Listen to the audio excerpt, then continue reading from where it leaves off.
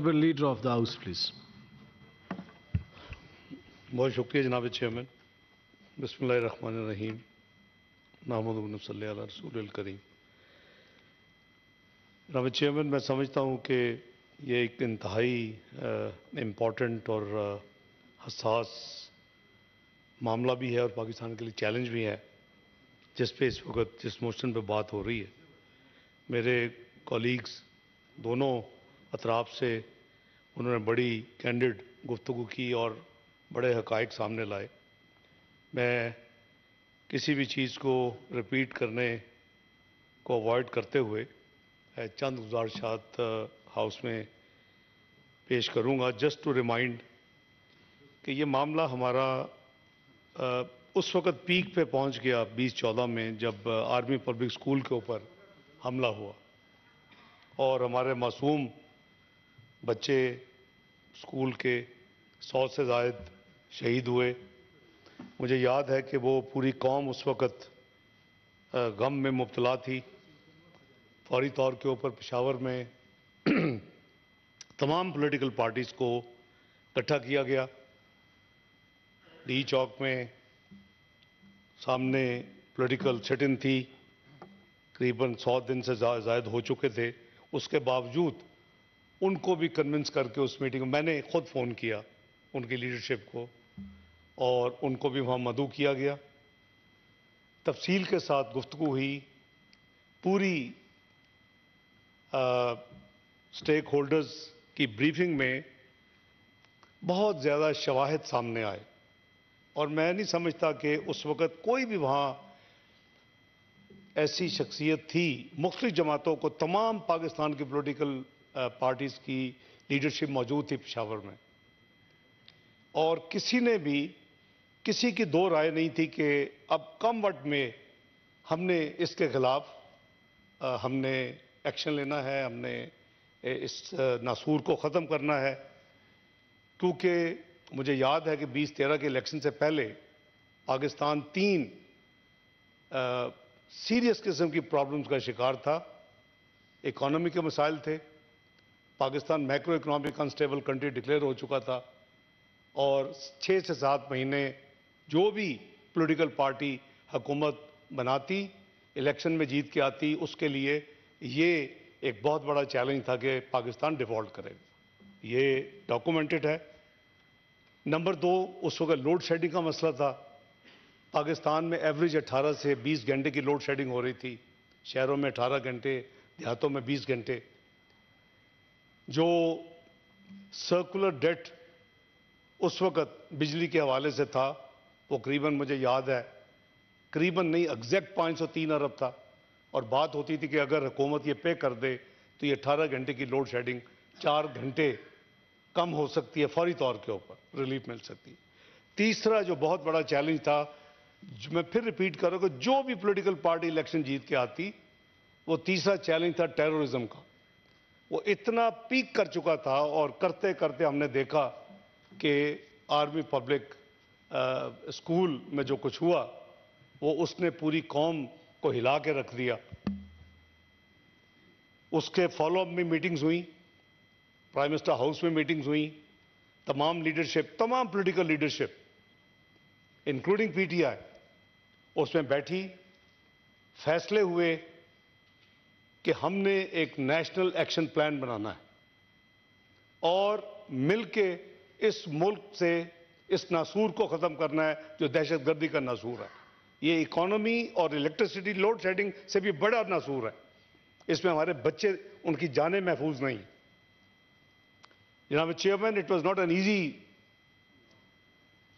Task, क्योंकि ये जंगें कई सौ अरब रिक्वायर होते हैं इन जंगों को लड़ने के लिए। मुझे अच्छी तरह याद है कि बजट 2014 का पास हो चुका था और उसमें कोई प्रोविजन नहीं थी। आज भी आप उठा लें 2014-15 का बजट, उसमें कोई प्रोविजन नहीं थी कि हमने टेररिज्म के अगेंस्ट हमने कोई बड़ा को खर्चा करना है। नेशनल सिक्योरिटी कमेटी की मीटिंग होती है, उसमें वो रिजॉल्व, और जिसके नतीजे में नेशनल एक्शन प्लान 2 हफ्तों के करीब तमाम पॉलिटिकल पार्टीज ने दिन रात मेहनत करके एक नेशनल एक्शन प्लान बनाया और उसका कोर थीम क्या था? वो ये था कि हम अपने सॉइल को किसी के खिलाफ दहशतगर्दी के हवाले से इस्तेमाल नहीं होने देंगे. This was the core objective of the national action plan. और एक पॉलिटिकल पार्टी का नहीं था, वो हुकूमत मुस्लिम लीग नून का नहीं था, वो तमाम पॉलिटिकल पार्टीज पाकिस्तान का था, जिसमें उस वक्त की तमाम अपोजिशन जमातें शामिल थी, इंक्लूडिंग पीटीआई. जनाब, बजट में अर्ज की, कमिंग बैक टू बजट पास हो चुका और नेशनल सिक्योरिटी कमेटी में प्रपोजल आता है कि जनाब ज़र्ब अज़ब कंसिडर करें कि हम इस दहशतगर्दी जो कि नॉर्थ के इलाकों से जहां वो गढ़ है उसके खिलाफ कौम फैसला करे और ये फोरम फैसला करे कि क्या हमने इसके खिलाफ जंग लड़नी है. और उसका नाम उन्होंने ज़र्ब अज़ब का नाम दिया. तो जाहिर है कि उसमें कोई दो राय हो ही नहीं सकती थी. जितने पार्टिसिपेंट्स थे, चाहे वो सिविल लीडरशिप थी या मिलिट्री लीडरशिप थी, सब एक ही पेज पे थे. फिर मुझे पूछा गया कि क्या आप फाइनेंस कर सकेंगे, फाइनेंस मिनिस्टर ऑफ पाकिस्तान, क्योंकि ये अब पहले साल के लिए उस वक्त तो था कि शायद टोटल कॉस्ट इतनी होगी 100 अरब रुपया. उसमें कैपिटल एक्सपेंडिचर भी था और उसमें यानी रिकरिंग एक्सपेंडिचर भी था. वो चाहिए होगा साल के लिए. अल्हम्दुलिल्लाह फैसला हुआ कि अल्लाह हमारी हिफाजत करे और हम बिल्कुल ये जो है खर्चा ये वेल स्पेंट होगा. इसकी सख्त जरूरत है कौम को और मुल्क को. तो अल्हम्दुलिल्लाह वो अप्रूव हुआ. आपने देखा ज़र्ब अज़ब हुई. हमारे उस ज़र्ब अज़ब के एक्शन के बाद रद्दुल फसाद हुआ मुल्क के अंदर, उसको क्लीन अप करने के लिए, क्योंकि वहां से कई लार्ज नंबर जो था वो तो एलिमिनेट हुआ, लेकिन काफी एस्केप करके पाकिस्तान के अंदर शहरों में चला गया. ये तमाम तफसील जनाब वज़ीर दाखिला के अपनी मिनिस्ट्री में मौजूद होगी. उसके लिए फेज 2 आया और ये सिलसिला करीबन 3 साल से जायद जारी रहा जनाब चेयरमैन, और 100 अरब से ज्यादा सालाना टोटल खर्चा उस पर होता रहा. ये आखिर में ये जो फेंसिंग का जो प्रोग्राम था वो भी उसके आखिर में ये था कि इसको परमानेंट रोकने के लिए अरबों रुपए उसके लिए भी दरकार था.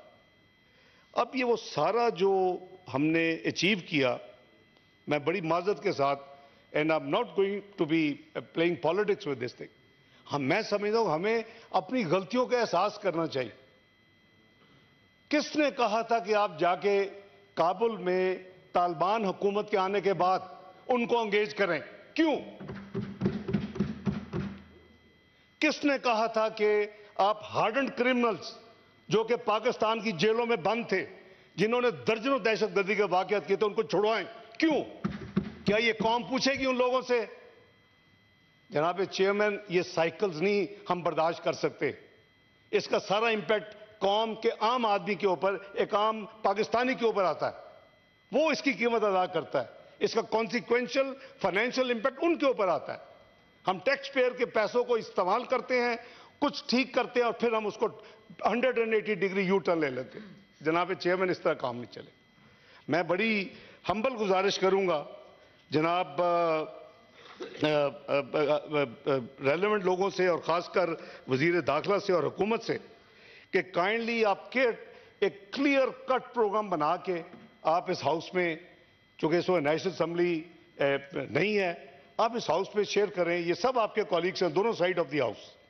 आप फैक्ट्स एंड फिगर सबसे पहले दें और पिछले 15 साल 20 साल के दें, ताकि हमें पता चले. मुझे तो पता है, I have been through those briefings, पर let everybody know in this house कि ये क्या था, 2010 में क्या था, या 8 में क्या था, कैसे करता करता कहां पहुंचा और फिर कहां नीचे आए और फिर दोबारा क्यों स्पाइक हुई है. Let's analyse. हमें पता तो चले कि भाई हमने कौन सी गलतियां की हैं. मैं फिर कह रहा हूं कि आई am not playing politics at all, but it's such a big mistake. और उसमें किसी पॉलिटिकल पार्टी को ऑन बोर्ड नहीं किया गया.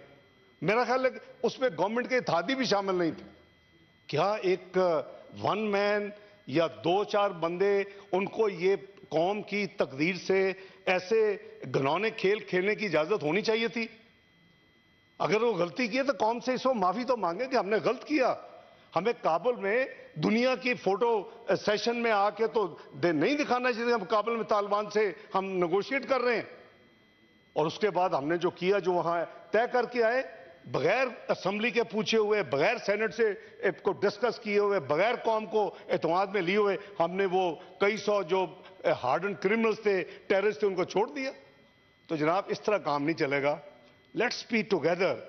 میں لیڈر آف دی اپوزیشن کے ویوز کو انڈورس کرتا ہوں، لیکن ہیونگ سیڈ دیٹ ہمیں ایک کلیئر کٹ روڈ اپنانا ہوگا، روڈ میپ اپنانا ہوگا. اور میں سمجھتا ہوں کہ ایک ریگولر حکومت کے آنے کا انتظار نہیں ہو سکتا. 3 مہینے سے long time. How many more incidents will take place? خدا کے لیے دن رات اس کے اوپر بیٹھیں جیسے اے پی ایس کے بعد بیٹھے تھے. مجھے یاد ہے کہ 8-10 دن we did nothing, we were doing and dealing with that thing and we came up with a national action plan. میں سمجھتا ہوں کہ یہ گورنمنٹ مہربانی کر کے اس ہاؤس کے چاہے in camera facts and figure share کرے اور بتائے کہ یہ تاریخ ہے ہماری اس ٹاپک کے اوپر. ہر ایک کو پتا ہونا چاہیے اس ہاؤس کو. فیڈریشن کے نمائندگان بیٹھے ہوئے، 4 صوبوں سے بیٹھے ہوئے. دوسرا میں سمجھتا ہوں کہ آپ یہ جو بات ہو رہی ہے اس وقت، یہ ہمیں پازیٹیولی بھی دیکھنا چاہیے. میں جناب مشتاق صاحب سے، اپنی بہن سعدیہ سے اتفاق کرتا ہوں. یہ بڑی یعنی دکھ دینے والی بات ہے کہ وہ جو چیزیں وہ کہہ رہی ہیں کہ ان سے چھینی جا رہی ہیں، جو لوگ جا رہے ہیں، ہمیں اس سے زیادہ ظلم کیا ہو سکتا ہے؟ اگر وہ واقعی لیگل ہیں، وہ جا رہے ہیں، ان کا حق ہے کہ ان کا جو بھی پراپرٹی ہے وہ اپنے ساتھ لے کے جائیں. مجھے یاد ہے میں لیبیا میں ایڈوائزر تھا 1976 میں. مجھے یاد ہے کہ قذافی صاحب اور انور سادات کا ایک فیڈریشن کا پیکٹ ہوا تھا. اس وقت صدر مصر backed out and colonel Gaddafi took a decision. I was part of the core team at the time in the auditor general department of Libya. انہوں نے ایک فیصلہ کیا کہ تمام ایجپشنز کو ایکسپیل کر دیا جائے. اور وہ اپنے، مجھے یاد ہے کہ گاڑیوں میں وہ اپنے اوپر بیچارے فریج اور اس طرح کی چیزیں لے کے، اور وہ لوگ لیبینز روتے تھے کہ یہ کیا فیصلہ اس ملک میں ہو گیا ہے کہ ہم اپنے جو 20 یا 30 سال سے یا نسلوں سے یہاں رہ رہے ہیں ان کو نکالا جا رہا ہے. وہ ایک میں یعنی پاسنگ ریمارک اس لیے دے رہا ہوں کہ I've seen that phase also 1976 میں. میں خدا کے لیے حکومت اس میں بھی انشور کرے کہ اس طرح کا کوئی واقعہ نہیں ہونا چاہیے. یہ ظلم ہے، ہم سب اللہ کو جواب دے ہیں. ان کی جو ان کی چیز کی ملکیت ہے ان کو آنریبل طریقے سے آپ اگر نکالیں بھی تو آنریبل طریقے سے نکالیں. ان کو ایک قیدی کی طرح یا ایک یعنی برے طریقے سے، بالکل صحیح سینٹیمنٹس ہیں کہ وہ ہمارے بہن بھائی ہیں، مسلمان بہن بھائی ہیں. اور اگر ہم اس طرح کا اخلاق ان کے ساتھ کریں گے، خدا نہ خواستہ کسی پہ مشکل وقت آ سکتا ہے. ہاں یہ کوئی سپورٹ نہیں کر سکتا کہ انلیگل امیگرینٹس کو بھی آپ چھوڑ دیں. یہ غیر مناسب ہے. یہ اس طرح تو پھر ملک نہیں چل سکتے، سسٹم نظام نہیں چل سکتا. کیئر ٹیکر حکومت ہو، ریگولر حکومت ہو، جو بھی ہو، اگر آپ یہ کہیں گے جی بس چھوڑ دیں سب کچھ، تو پھر تو وہ جنگل کا قانون ہے، وہ بہت زیادہ ہمارے کئی ایریاز میں جنگل کے قانون کی طرح ہم کام کرنے کے عادی ہو چکے ہیں.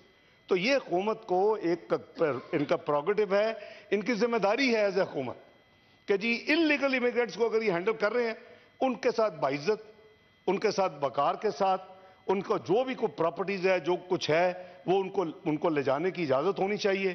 لیکن یہ ہمیں بڑا کلیئر اس کا ان حکومت کو نوٹس لینا چاہیے اور ایک وے فارورڈ پلان دے دیں. تو 3 مہینے جیسے میں نے کہا بہت ٹائم ہوتا ہے جی. 3 مہینے میں ہم آدھی ضرب عضب لڑ چکے تھے. تو اس لیے آپ ٹائم ضائع کیے بغیر ہمیں ان کو سپورٹ کرنا چاہیے. جو یہ حکومت اچھے کام کرے، اس طرح کے کام ہیں، تو اس میں وہ سیکشن 232 نہیں آتا. خدا نہ خواستہ if there is a war against any country right now تو ہم پہ حملہ ہی کر دے تو ہم انتظار کریں گے کہ سیکشن 232 رہے، یہ ڈے ٹو ڈے کام کرتے رہے. یہ اس طرح نہیں ہوتا جناب chairman. We should be realistic and pragmatic. یہ اسی وجہ سے 232 سیکشن الیکشن 2017 میں انہی دونوں ہاؤسز نے امینڈمنٹ کی ہے. کہ کیوں کی ہے؟ کیونکہ آپ کا سینسز میں 4-5 مہینے لگ رہے ہیں، آپ کے 2 سے 3 مہینے الیکشن آئین دیتا ہے، تو اب کیا 6-7 مہینے کسی ملک کو فریزر پہ رکھا جا سکتا ہے کہ آپ کچھ نہ کریں؟ یہ نہیں ہوتا جی، یہ اس طرح ملک نہیں چلتے. اسی لیے We as a government, PDM government, we've initiated that amendment. اور ہم نے مجھے یاد ہے کہ بہت زیادہ ریزسٹنس تھی اس ہاؤس میں کچھ پارٹیز کی. ہم نے اس کو امینڈ کیا. دیکھیں ہمیں مل کے راستے نکالنے. آپ نے دیکھا کہ ہم نے اس پر یہ کر دیا بائی لیٹرل, ملٹی لیٹرل, اور پھر P3 پبلک پرائیویٹ پارٹنرشپ, اپنا گورنمنٹ ٹو گورنمنٹ کا جو لا ہے, اور اس کے علاوہ پرائیویٹائزیشن کے جو لا, اس میں جو ٹرانزیکشنز ہے یہ حکومت کر سکتی ہے. تو کیا وہ اچھی چیز نہیں ہے کہ بھیا 7 مہینے آپ بیٹھے رہیں اور 7 مہینے آپ بک کہیں گے جی جو آگ لگی ہے لگتی رہے, نقصان ہوتا رہے, اس کے بعد ہم دیکھیں گے. تو جناب چیئرمین, میں انڈورس کرتا ہوں اپنے دونوں سائٹ کے ساتھیوں کو کہ اس کو بڑے اچھے آسن طریقے سے, یہ بڑا سیریس مسئلہ ہے اور ہمیں اس کو کولیکٹیولی اس کو ہینڈل کرنا ہے ایز ون یونٹی. اور انشاءاللہ یہ ہوگا. یہ آگے ایک دفعہ ہو چکا ہے. یہ ہماری اپنی غلطی ہے کہ ہم نے اس کو ری انوائٹ کر لیا ہے, ہم نے ان کو انگیج کر لیا ہے, ہم نے ان کے لوگوں کو, ہارڈنڈ کرمنلز کو چھڑوا دیا ہے.